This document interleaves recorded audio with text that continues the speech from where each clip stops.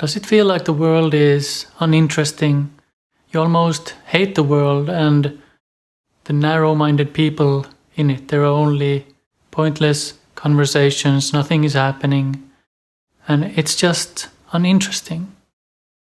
So in this video I'll go into all this and I'll go into the source of our experience. So this video is not for everyone, only if you're truly ready to see what's going on, because we feel our thoughts. So if I have a thought that says that the world sucks, it's uninteresting, everyone sucks, then I'll feel that. I'll put on those glasses, that perspective, and I'll see the world as that. But I'm never seeing the world as it is. I'm always seeing the world as I am in that moment. That's why we can have moods, or that's why we have moods affect us. I can wake up, feel anxious, and everything seems like a problem and a threat. And I can wake up, feel relaxed, at peace, and what seemed like a threat yesterday now seems fine.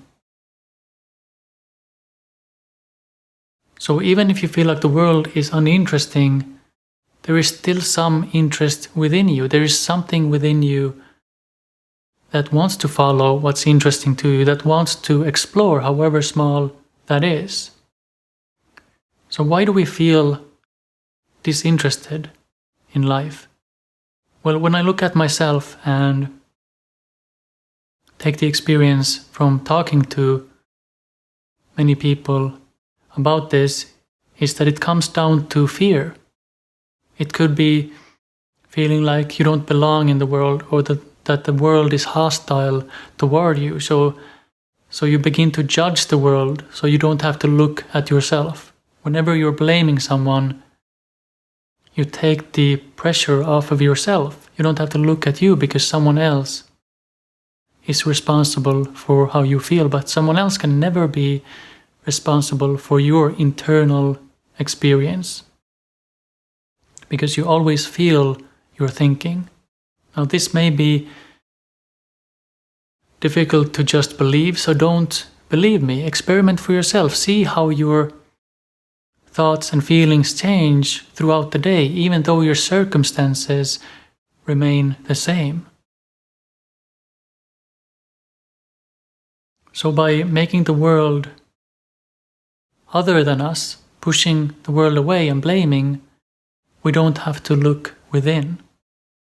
But if you're truly ready to live a life you can enjoy and feel alive in, then it's about beginning to open back up to the world, beginning to take tiny steps toward what you find interesting. And exploring like this requires vulnerability. Because if you find the world uninteresting, then it's highly likely that you've been discouraged and shut down in the past. Because we take in everything we think, all the thoughts and assumptions from the world around us, from the people around us. So if no one is open to what you're interested in, then eventually you will begin to internalize that. You will begin to shut yourself down. And whenever you're interested in something, you have a thought that says, oh, it's no point, I shouldn't do that, it's just going to be whatever, and you shut yourself down, and eventually everything seems dead and pointless and uninteresting. So it's about beginning to poke holes in your assumptions about life. I seem to have some trouble with words. So it's about poking holes in your assumptions and seeing that you don't have to take everything so seriously. Because you have moments of interest. There are things you're interested in.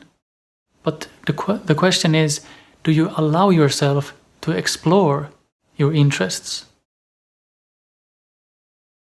Because I know that thought never stops. Our thoughts are constantly changing. And so that means your feelings are changing, your moods are changing. So you don't always feel that the world is uninteresting. So why is that? Look at that. Don't just believe what I say. Begin to challenge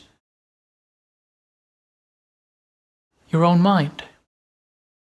So if you're interested in something, you may notice thoughts that come in that say, okay, it's pointless. So can you challenge that thought by asking yourself, well, let's see what happens if I explore that.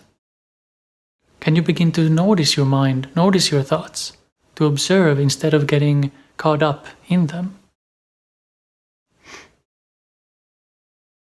So looking at the thought that you feel like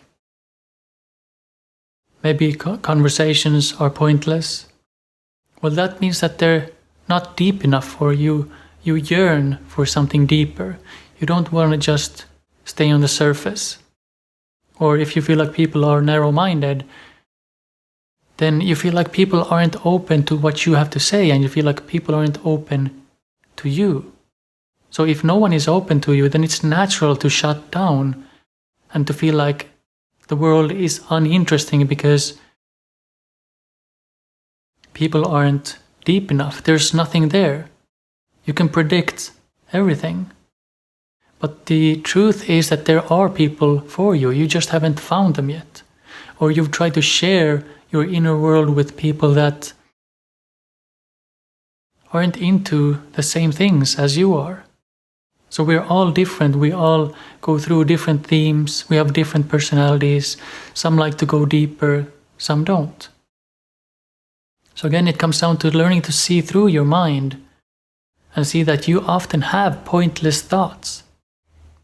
And your mind is often narrow-minded, because if you feel like the world is uninteresting, you're narrow-minded because you aren't seeing everything. You haven't seen everything that the world has to offer.